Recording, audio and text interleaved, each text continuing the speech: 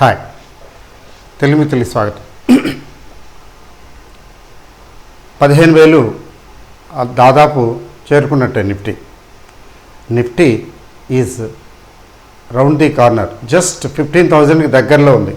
గుమ్మం దాకా వచ్చేసింది అంటారు కదా. ఒకసారి రేపు ఆ ఫార్మాలిటీ రేపు కంప్లీట్ అయిపోవచ్చు. ఓపెనింగే అది 15,000 తర్వాత సస్టైన్ అవుతుందా, అది ఎంత పైకి వెళ్తుంది, అదంతా రేపు చూడవలసిందే. కానీ ఇప్పుడు మనం ఊహించొద్దు. అయితే నిన్నటి వరకు ఏమిటంటే బుల్లిష్గానే ఉంది, ఒక 100 పాయింట్ల దాకా పెరగవచ్చు అనుకున్నాం కదా. అనుకోకుండా లక్కీగా ఏంటంటే అనుకున్నట్టుగా జరిగింది. అది మన గొప్పతనం ఏం కాదు. కొంచెం టెక్నికల్స్ అలా ఇండికేషన్స్ చూపించిన విధంగా జరిగింది. సో ఏమిటి ఈ స్టోరీ, నిఫ్టీ స్టోరీలో ఏమిటి జరుగుతున్నదంటే ఫార్మా స్టాక్స్, మెటల్ స్టాక్స్కి కంటిన్యూస్గా సపోర్ట్ దొరుకుతున్నది. There is a buying support. Metals అయితే అనూహ్యంగా పెరిగిపోతున్నాయి. ఫార్మా పెరగటం విశేషం కాదు. ఎందుకంటే ఫార్మా ఇప్పుడున్న పరిస్థితులు, Covid, health care, health awareness, దానివల్ల ఏంటంటే ఈ pharma health care related companies యాక్టివ్గా పనిచేస్తున్నాయి, డబ్బులు గడిస్తున్నాయి. ఇంకా ఫ్యూచర్ ఇంకా బాగుంటుందని. ఎందుకంటే ఆల్రెడీ 1 year అయిపోయింది, కోవిడ్ వచ్చేసి 1 year దాటిపోయింది. నేను అనుకోవటం ఈ సంవత్సరం కూడా అంతే, ఉళ్ళక్కే ఇంతే సంగతులు చిత్తగించగలను. 2020 పోయింది కోవిడ్ పేరు మీద, చాలామందిని పట్టుకుపోయింది. 2021 మరింత ఎక్కువ మందిని పట్టుకుపోతున్నది. 2020 కంటే 2021 మరీ ఘోరంగా ఉంది. మరి థర్డ్ వేవ్ అంటున్నారు, మనకు తెలీదు. ఈలోగా మనం సర్దుకుంటాము బహుశా, ఆశ. అయితే అయినప్పటికీ కూడా 2020 కంటే కూడా ఎక్కువ మందినే పట్టుకుపోతున్నట్టు లెక్క. ఇది అటు చేసి ఇటు చేసి అలా అని ఇలా అని, అదిగో భూసోడు ఇదిగో భూసోడు అంటారు కదా. తొందరగా ఏం పోదు కదా. అంటే దాదాపు ఇప్పుడు ఆల్రెడీ మే సగం అయిపోయింది. సంవత్సరం 5 నెలలు గడిచిపోయినట్టే దాదాపు. ఇంకొక 7 నెలలు అంటే ఈ 2021 కూడా ఈ కోవిడ్ పుణ్యమాని గడిచిపోతుంది అని అనిపిస్తున్నది. 2 సంవత్సరాలు కోవిడ్ తోటి. ఆ తర్వాత మరి ఇంకా ఈలోగా వ్యాక్సిన్స్ అవి వచ్చేస్తాయి. సైడ్ ఎఫెక్ట్స్ అంటారు, వ్యాక్సిన్స్ అంటారు, డ్రగ్స్ అంటారు, మెడిసిన్స్, ట్రీట్మెంట్స్, హాస్పిటల్స్, డాక్టర్స్ కూడా స్పెషలైజ్డ్ అయిపోతారు. ఇవంతా things come to normal unless something otherwise happens. 2 సంవత్సరాలు కోవిడ్ పేరు మీద కోవిడ్కి అంకురార్పణ అయిపోయినాయి. అయితే స్టాక్ మార్కెట్కి సంబంధించింది ఏంటంటే 2020 వాజ్ వెరీ గుడ్, వండర్ఫుల్. స్టార్టింగ్లో ఇబ్బంది పెట్టినా కానీ ఓవరాల్గా ఇచ్చిపోయింది 2020 తర్వాత 2021 కూడా ఇప్పుడు బాగానే ఉంది. సో ఫార్ సో గుడ్, ఇప్పటి వరకు బాగానే ఉంది. అయితే ఈ స్టోరీలో బాగుండటం అనే ఈ స్టోరీలో ఫస్ట్ 2-3 months కొద్దిగా ఇబ్బంది పెట్టింది, నేను పెడుతూనే ఉంది. బాగుందంటే పడిపోలేదు మార్కెట్. చెప్పాలంటే 2020 వేసేసింది పునాది 15,000 రేంజ్. అయితే ఆ తర్వాత 2021లో జనవరి తర్వాత ఏమిటి ఇంప్రూవ్మెంట్ లేదా అంటే మిడ్ క్యాప్, స్మాల్ క్యాప్స్లో కొంత ఇంప్రూవ్మెంట్ వచ్చింది. That should be accepted. అయితే ఈ నేపథ్యంలో ఏమిటి బాగా పుంజుకున్నవి అంటే ఐటీ కొన్నాళ్ళు పుంజుకుంది, ఒక స్థాయికి వచ్చింది. తర్వాత ఎఫ్ఎంసీజీ కూడా పర్వాలేదు. బ్యాంకింగ్ అండ్ ఫైనాన్స్ 2020లో ఎక్కువ బ్యాంకింగ్, ఫైనాన్స్ వాటి మీద పడ్డారు. ఐటీ, బ్యాంకింగ్, ఫైనాన్స్ వాటి మీద ఎక్కువ చూపించారు. అయితే 21లో ఏం జరుగుతున్నదంటే ఓవరాల్గా 2 సెక్టర్స్, ఫార్మా ఒకటి, మెటల్ ఒకటి. మెటల్ కొంచెం లేట్ అయినా మరీ లేట్ కాదు అనుకోండి. ఫార్మా మెటల్ చాలా చక్కగా పుంజుకుంటున్నాయి. మీకు చూడండి, మీకు ఎగ్జాంపుల్ ఊరికే బోర్డు మీద రాస్తాను. ఫార్మా కంపెనీలు క్యాడిలా 624, క్యాడిలా 624, లూపిన్ 1222,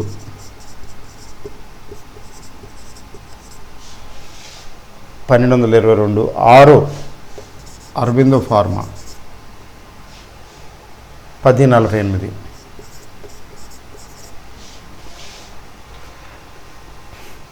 డాక్టర్ రెడ్డి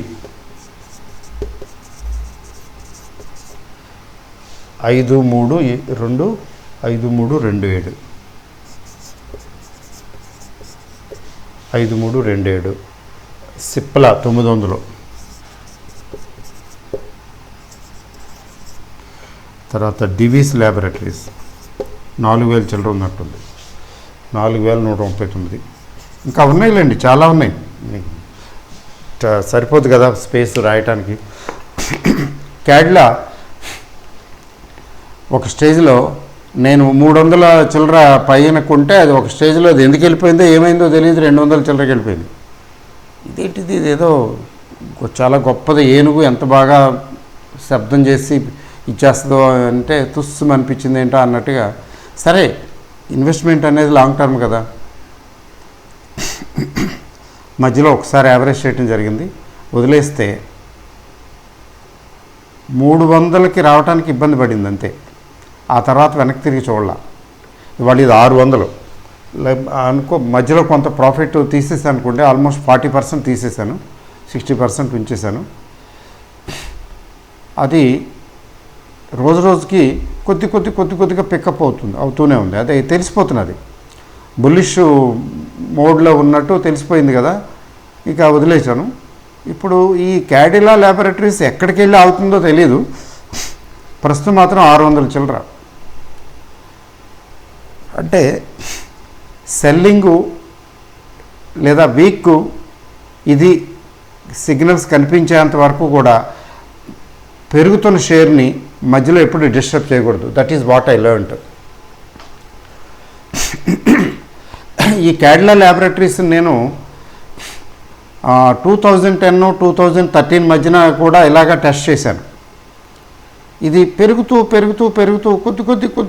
కొద్దిగా ఏ షేర్ అయినా కానీ 0.5%, 0.5% కొద్దిగా పెరుగుతూ తగ్గేటప్పుడు చాలా తక్కువగా తగ్గటం, తక్కువ సందర్భాలు తగ్గటం, అలా వెళుతూ ఉన్నదంటే దానికి చాలా లాంగ్ జర్నీ ఉందన్నమాట. It has planned chalked out a long journey అని అర్థం. ఆ లాంగ్ జర్నీని మనం డిస్టర్బ్ చేయకూడదు. ఇప్పుడు నేను మహానగర్ గ్యాస్ కూడా అట్లాగే ఐడెంటిఫై చేశాను.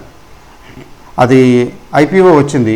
ఐపీఓ వచ్చిన తర్వాత కొద్దిగా పికప్ అవుతూ అలాగే ఇట్ కంటిన్యూడ్ ఇట్స్ జర్నీ. 560, 570 ఎంతో ఓపిక్గా వెయిట్ చేసి 560, 570 రేంజ్లో ఎంటర్ అయ్యి 1100, 1200 వరకు దాంతో ప్రయాణం సాగించారు. అయితే కొద్దిగా మధ్యలో అమ్మటం కొనటం అలా చేశాను అనుకోండి, అది తెలిసిపోతుంది. లాంగ్ జర్నీ ఇది. లంబీ రేస్కి కా ఘోడా అంటారు కదా, లంబీ రేస్ కా ఘోడా. మ్యారథాన్ రన్నర్ అనుకోండి, స్టడీగా పరిగెడతారు కానీ ఊరికే ఎగాదిగా పరిగెత్తాడు. ఎగాదిగా పరిగెత్తేవాడు ఎక్కడో అలసిపోయి రుసి పడిపోతాడు. స్టడీగా వెళ్ళేవాడు ఎక్కువ దూరం పరిగెట్టగలుగుతాడు.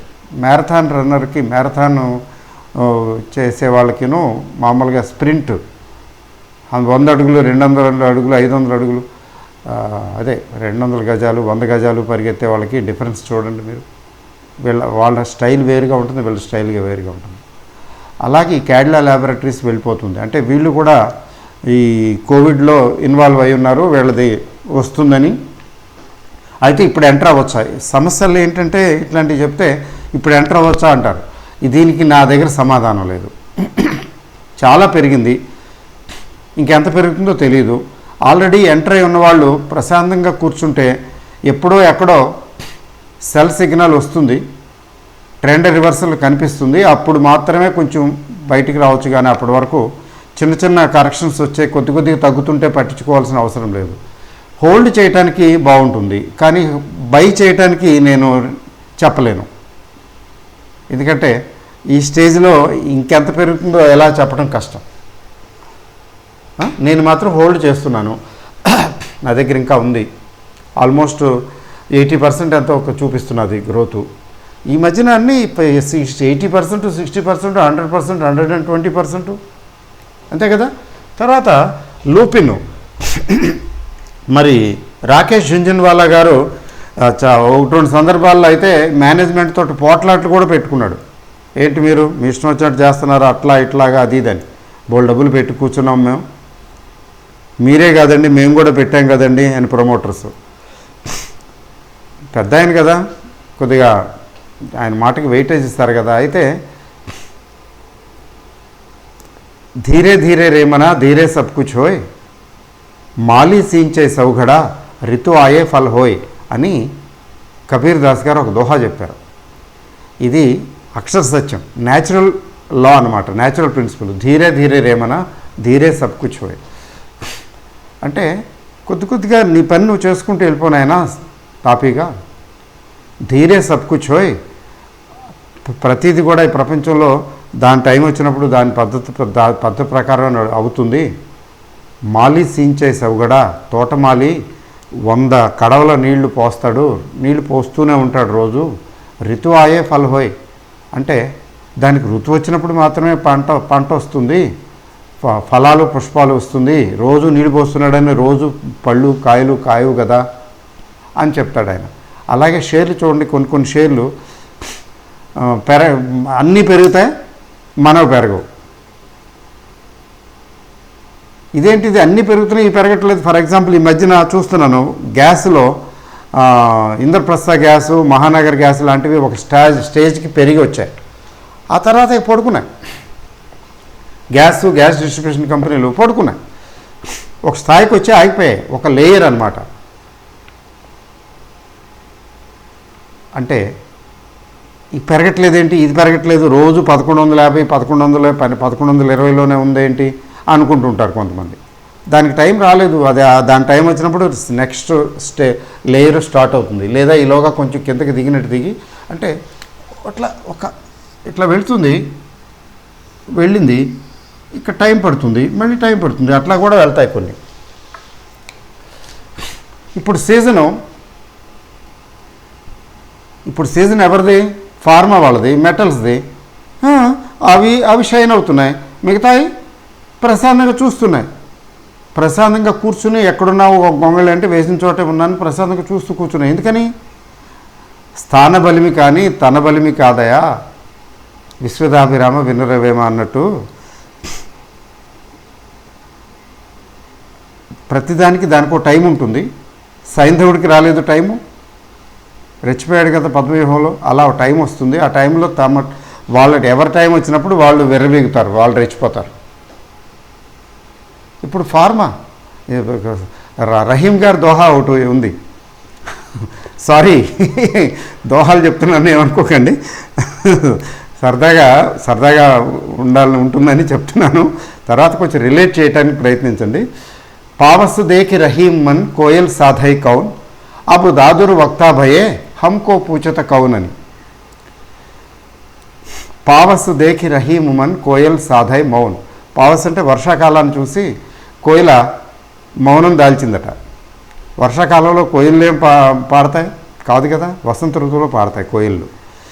తర్వాత అబు దాదురు వక్తా భయే, దాదురు అంటే కప్ప, మేంఢక్. ఇప్పుడు కప్పలు కనిపించడం లేదనుకోండి, అయిపోయాయి. మా చిన్నప్పుడు ఎప్పుడు వర్షం పడితే కప్పలు బెక్కబెక్కలు. ఏం చేస్తాం, ఎన్వైరన్మెంట్ అలా అయిపోయింది. సో కప్పలో వక్త అంటే స్పీకరు. ఇప్పుడు కప్పలో స్పీకర్లు అయిపోయినాయి, కోయిల్ టైం అయిపోయింది, కప్పల సీజన్ వచ్చింది, కప్పలు బెక్కబెక్కలాడుతూనే అప్పు దాదురు వక్తా భయే హమ్కో పూచత కావాలి. మమ్మల్ని అడిగేవాళ్ళు ఎవరున్నారు? ఇప్పుడు మమ్మల్ని ఎవరు పట్టించుకోవట్లేదని.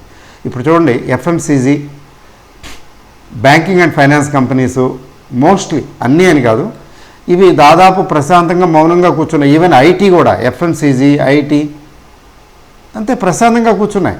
అంటే ఒక స్టేజ్ వరకు అవి బాగానే రాణించాయి అనుకోండి. ఇప్పుడు కోయల్ సాధై మౌన్ లాగా. ఇప్పుడు అప్పు దాదురు భక్తాభయే. ఇప్పుడు దాదురు ఎవరంటే ఇవి. ఈ లూపిన్ 700, 800, 600 చిల్లర కూడా వచ్చినట్టుంది గుర్తు. జంజన్వాలా గారు అయితే భరించలేకపోయారు, బోళ్ళంత స్టేక్ ఉంది ఆయనకి, ఇప్పటికీ ఉన్నట్టుంది. మరి 2 సంవత్సరాలు 3 సంవత్సరాలు అలా చూస్తూ ఉన్నాం. ఇదేంటి అన్నీను ఆరో ఫార్మా అయితే ఆ మధ్యన 450 400కి వచ్చేసింది. మరి నేను ఇంకా రాయలేదు. సన్ ఫార్మా 700 ఉంది. సన్ ఫార్మా ఒకప్పుడు మకుటం లేని మహారాజులా వెలిగింది. 400 400 380 400కి కూడా వచ్చింది. ఏది సన్ ఫార్మా. అంతే 2 సంవత్సరాలు 3 సంవత్సరాలు ఎవరు పట్టించుకునేవాడు నాదుడే లేకపోయాడు. కోవిడ్ వచ్చి ఆదుకుంది, సింపుల్గా చెప్పాలంటే పిల్లలు. So now Lupin is 1222. 1000కి వచ్చినప్పుడు ఒకసారి నాకు టెంప్టేషన్ వచ్చి ఒక 80% తీసేసానండి నా దగ్గర ఉన్న క్వాంటిటీ. తర్వాత నాకు ఎందుకో అనుమానం వచ్చి కొంచెం చిన్న కరెక్షన్ వచ్చినప్పుడు మళ్ళీ తిరిగి I got my quantity again. మళ్ళీ కొనేసి పడేసాయి. ఎందుకులే, కరోనా టైము ఉన్నాయి, మంచి కంపెనీ కదా ఏంట్లే అని. దీన్ని అయితే నిఫ్టీలోంచి కూడా తీసిపోయి పక్కన పడేశారు. నిఫ్టీ నెక్స్ట్ 50లో పడేశారు దీన్ని తీసుకెళ్ళి లూపిన్ని. నువ్వు నీ పెర్ఫార్మెన్స్ బాగోలేదని. సో ఆ లూపిన్ ఇవాళ ఆల్మోస్ట్ డబుల్ అయింది. క్యాడిలా కూడా మోర్ దెన్ డబుల్. నేను చెప్పాలంటే దీన్ని లో నుంచి తీసుకుంటే 2.5 times అయినట్టు లెక్క. మరి ఆరో ఫార్మా చెప్పక్కర్లేదు, 440 450.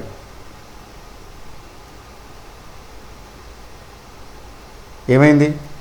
1148 దగ్గర ఇక్కడ ఆగుతుందా అంటే డౌటే, ఇంకా పైకి వెళ్ళొచ్చు. అయితే మీరు కొనాలనుకుంటే జాగ్రత్త కాషియస్గా ఉండండి. ఇట్లాంటి పీక్ టైంలో కొనకండి.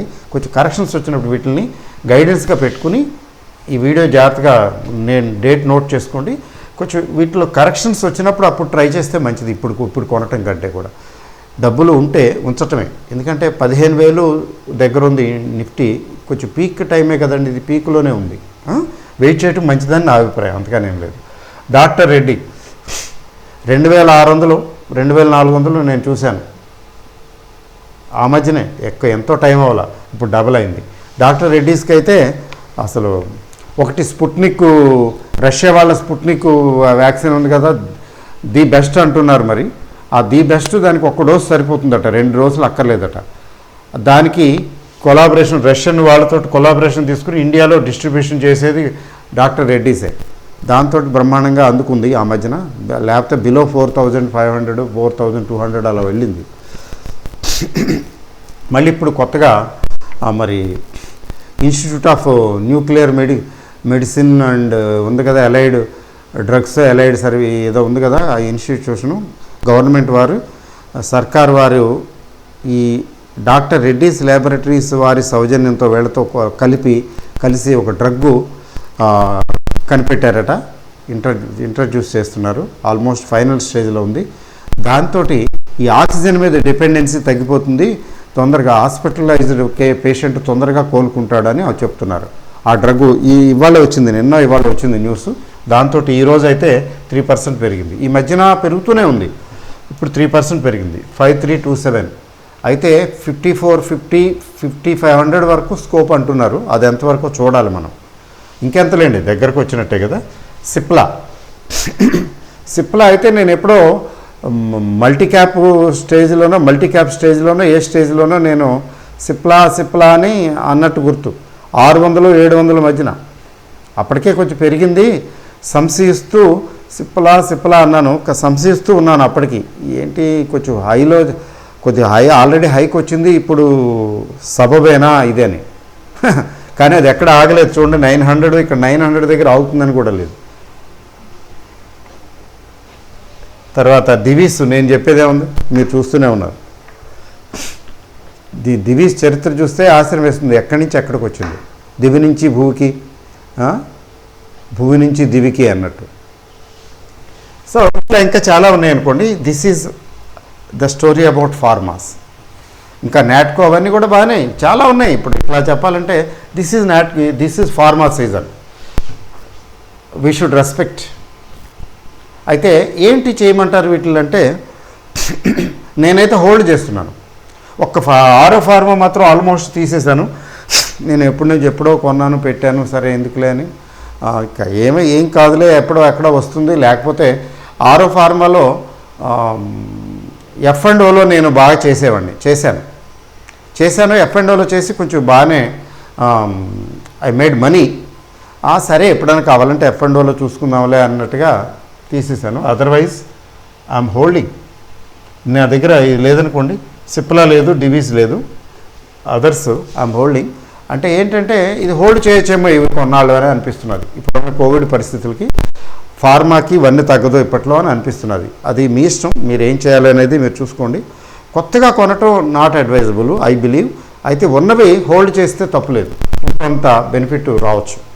ఎందుకంటే సెల్ సిగ్నల్ వచ్చేంత వరకు, వీక్నెస్ కనిపించేంత వరకు వదిలేయటమే, పెరుగుతూ పోతుంటుంది. అలా పెరగనివ్వండి. తర్వాత మరి మెటల్స్ షైన్ చూడండి, చాలా ఇంట్రెస్టింగ్ స్టోరీ. మెటల్స్లో ఇంట్రెస్టింగ్ స్టోరీల్లో ఒకటి ఏంటంటే ఎన్ఎండిసి. Today it cross 200. తర్వాత జిఎండిసి చాలా కాలంగా 40లు 50ల దగ్గర ఉండి ఈ నిన్న ఈరోజు అయితే స్వింగు ఏకదాటిగా వెళ్ళిపోయింది పైకి. అంటే ఇక్కడ ఆగుతుందని నేను అనుకోవట్లేదు, ఎందుకంటే జిఎండిసికి ఉన్న స్కోపు ఇంకా ఎక్కువే, 100 ఆ రేంజ్కి వెళ్ళొచ్చేమో అనుకుంటున్నాను. ఈరోజు నాకు ఒక ప్రీమియం మిత్రులు ఒక ఆయన ఫోన్ చేసి ఇది అంటే నేను చెప్పాను ఇది పర్వాలేదండి బాగానే ఉంటుందన్నట్టుగా చెప్పాను. చూడాలి ఏమవుతుందో. టాటా స్టీల్ చెప్పేదే ఉంది మీకు 1216 1216 టార్గెట్ ఎవరో చెప్పి ఇచ్చారు, అది 1200 కూడా వెళ్ళిపోయింది, మళ్ళీ 1300 వైపు వెళ్తున్నది. మరి 1500కి వెళ్తుందో ఏమో. ఏముంది, పెరగటం మొదలు పెడితే పిచ్చి పిచ్చిగా వెళ్ళిపోతుంది, క్రేజీ కొనేస్తారు. Vedanta 294 just short of 6 rupees 300కి. అంటే వేదాంత అయితే నేను ఇందాక చూస్తున్నాను, మొన్న నవంబర్లో 94, 95 అది లో. అంతకుముందు 50 నుంచి ప్రయాణం మొదలుపెట్టింది అనుకోండి, 50, 60 నుంచి. బట్ స్టేబుల్గా నవంబర్ టేక్ ఆఫ్ స్టేజ్ దీనికి నవంబర్. అదే మన ఆయన ఏదో 83 రూపాయలకి తీసేసుకుందాం, అందరి దగ్గర లాగేసుకుందాం అని ట్రై చేశాడు కదా, డబ్బులు బాగా మూట కట్టుకు తెచ్చుకున్నాడు. గ్లోబల్ డిపాజిటరీస్ అదే బయట నుంచి బాండ్స్ ఇష్యూ చేసి, బాగా రిచ్ కదా బాండ్స్ ఆయన అంటే, ఎవరెవరో డబ్బులు గ్లోబల్గా బాండ్స్ ఇష్యూ చేసి డబ్బులు తెచ్చుకుని రెడీగా డబ్బులు పెట్టుకుని రెండయ్యా ఇచ్చేయండి అని కూర్చుంటే ఎల్ఐసి వారు 320 రూపాయలు అయితే ఇస్తానయ్యా అన్నాడు. దాంతో ఆగిపోయింది బండి. అంతా మన మంచికే, ఇంతమంది నోళ్ళు కొట్టలేడు కదా. Nature takes care of everything. అందువలన 94, 95 ఆ స్టేజ్లో కొద్దిగా పెరిగి 94, 95కి వచ్చింది. ఆ 94, 95 రూపాయల షేరు ఆ తర్వాత వెనక్కి తిరిగి చూడలేదు. ఇవాళ 294 అంటే లెక్కేసుకుంటే ఆల్మోస్ట్ 3 టైమ్స్ అయింది కదా, 100, 300 అయింది.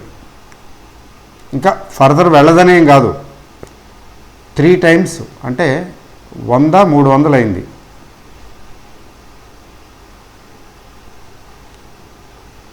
So that is the story and beauty of metal stocks. That is Vedanta. అంతేకాదు వేదాంత వారి విశేషం ఏంటంటే డివిడెండ్ చాలా బాగా ఇస్తూ వచ్చారు. ఆ డివిడెండ్లు కూడా కలుపుకుంటే ఇట్స్ ఎ వండర్ఫుల్ థింగ్. 300 దగ్గర ఎవరైనా కొనుక్కున్నా కూడా రిగ్రెట్ అవ్వాల్సిన పరిస్థితి ఏమీ లేదు ఇప్పుడు, ఎందుకంటే they got their money. Hindalco 425, Hindalco 100+ అండి, ఘోరంగా 425 అయిపోయింది, almost 3 times or more than that. SAIL చెప్పక్కర్లేదు, అసలు సెయిలు ఇక ఏమైనా పనికి వస్తుందా ఇంకా అసలు పైకి వస్తుందా అనిపించింది. 146, 147, 40లో చూశాను నేను, మీరు ఎంతలో చూసారో నాకు గుర్తులేదు. 40 రూపాయలది 140 రూపాయలు, 146 రూపాయలు అంటే ఆలోచించండి. జేఎస్డబ్ల్యూ స్టీల్ 758, ఇది కూడా దాదాపు 80-90% పెరిగింది. జేఎస్డబ్ల్యూ స్టీల్ కూడా. ఇది ఈనాటి స్టోరీ. ఇట్లా పెరుగుతూ ఉన్నాయి. ఇవి కాక ఇంకా ఉన్నాయి, చాలా ఉన్నాయి, పెరుగుతూ ఉన్నాయి. It's a good story. కోవిడ్ని పక్కన పెడితే స్టాక్ మార్కెట్కి సుఖాంతమే ఇది. There is a lot of strength. ఇక మార్కెట్కి వద్దాం. మార్కెట్ తీసుకున్నట్లయితే ఈరోజు డిఏఎస్ వారు ఏం చేశారనేది నాకు దగ్గర రికార్డు దొరకలేదు, కానీ ఎఫ్ఐఎస్ మాత్రం ఈరోజు ఒక 500 కోట్లు కొన్నారు. జాగ్రత్తగా ముంచేద్దామని, ఎప్పుడో గట్టిగా పడేద్దామనా, లేకపోతే ఏమనుకుంటున్నారో వాళ్ళ మనసులో ఏముందో తెలీదు. ప్రస్తుతానికి మాత్రం ఏం చేయలేక ఉన్నారు, అమ్ముతున్నారు కానీ ఏం చేయలేక ఉన్నారు, నెట్ సెల్లర్సే. అయితే there is a lot of support domestically. I believe DIIs కాకుండా అంటే డిఐఎస్ఏ కాకుండా రిటైల్ ఇన్వెస్టర్స్ పార్టిసిపేషన్ కూడా గట్టిగా ఉన్నట్టే అనిపిస్తున్నది. ఎవరు భయపడటం లేదు. కోవిడ్ కన్నా భయపడుతున్నారు కానీ సెకండ్ ఫేజ్లో స్టాక్ మార్కెట్లో మాత్రం ఎవరు భయపడటం లేదు. So there is a sustained buying. అందువల్ల ముఖ్యంగా మిడ్ క్యాప్, స్మాల్ క్యాప్ సహీ సలామత్ బాగున్నాయి, చక్కగా ఉన్నాయి. చూస్తుంటే ఇది 10%, 7%, ఎక్కడ 2-3 నేను చెప్పాను కదా నిన్నటి వీడియో మీరు చూసే ఉంటారు. ధన్సేరి వెంచర్స్ అని, ఆ ధన్సేరి వెంచర్స్ ఇవాళ 7% పెరిగిపోయింది, 7-8%. ఒక 60-70%, 60% లేపు పారేసాను, ఈరోజు తీసేసాను, ప్రాఫిట్ బుక్ చేశాను, తీసేటువంటి ఏం లేదు. ఓ 40% ఇంకా ఉంది, సరదాగా తమాషా చూద్దాం ఏమవుతుందని. ఏమైనా పర్వాలేదు, ఏమవుతుంది, ఈరోజు ప్రాఫిటే బుక్ చేశాను, ఇంకా తగ్గితే యాడ్ చేస్తాను, లేకపోతే వదిలేస్తాను. సో ఇంకా పెరిగితే ఉన్నది లేపేస్తాను. ఎప్పుడో సంవత్సరాల తరబడి 2-2.5 సంవత్సరాల నుంచి అలా పడుంది, 30-40% లాసులు చూపించింది, ఒకసారి అందుకుంది. ఇట్లా చాలా కంపెనీలు నేను చూస్తున్నాను 10%, 5%, 7% పెరుగుతూ వస్తున్నాయి. Thanks to the buying, lot of buying is there, అందుకనే పెరుగుతున్నాయి. So far so good. అయితే నిఫ్టీ పరిస్థితి ఏంటండి అంటే, నిఫ్టీలో ఈరోజు చిన్న బ్రేక్అవుట్ వచ్చింది, బ్రేక్అవుట్ వచ్చినట్టే లెక్క. ఈ వచ్చిన బ్రేక్అవుట్ నా లెక్క ప్రకారం అయితే రేపు కూడా కంటిన్యూ అవ్వాలి. అయితే ఒక ఆయన పెద్ద అనలిస్టు ఏదో మన్ను కొట్టాడు, ఏదో నీళ్లు కొట్టాడు అంటారు కదా, ఏదో నీళ్లు చల్లాడు అన్నట్టు నా ఇనిషియల్ ఎంథ్యూసియాజంకి, ఉత్సాహానికి కాస్త నీళ్లు చల్లాడు. ఏమంటున్నాడంటే, ఇది తీసేస్తానండి, ఇంకా అవసరం లేదు.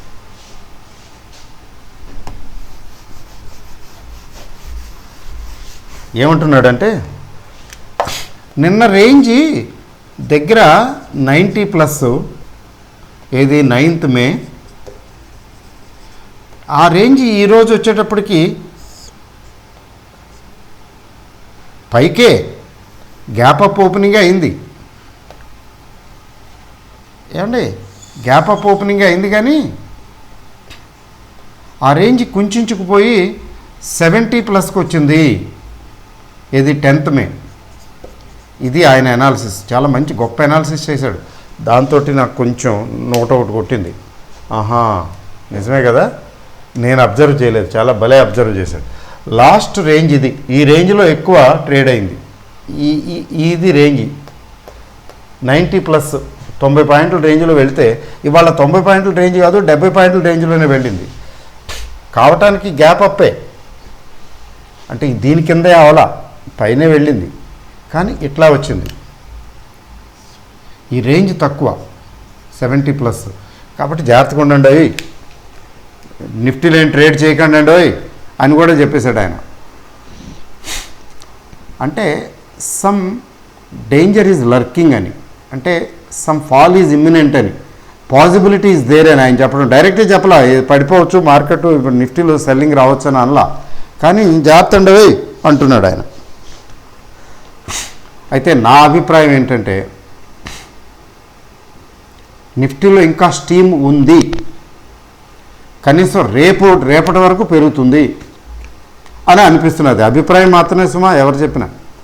టెక్నికల్గా ఇంకా స్టీమ్ ఉంది అని అనిపిస్తున్నది. టెక్నికల్గా సడన్గా వచ్చేటటువంటి విపత్తులని టెక్నికల్స్ ఆదుకోలేవు. కాబట్టి ఇంకా స్టీమ్ ఉంటే ఏమిటి పరిస్థితి అంటే 15,050, 15,150, అదే కదా, అది నా అభిప్రాయం.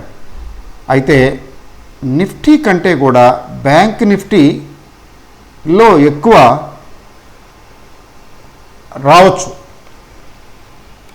రైజు. అణిగి ఉంది, సడన్ స్పర్ట్ లాంటిది రావచ్చు బ్యాంక్ నిఫ్టీలో.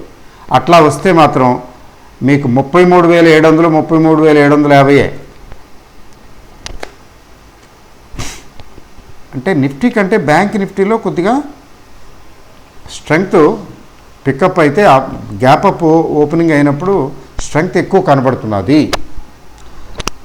అందులో బహుశా ఎక్కువ షార్ట్ ఉందేమో, అది రేపు తెలుస్తుంది, రేపు ఎల్లుండి తెలుస్తుంది. ఆ తర్వాత ఏముందిలేండి, సెలవే కదా.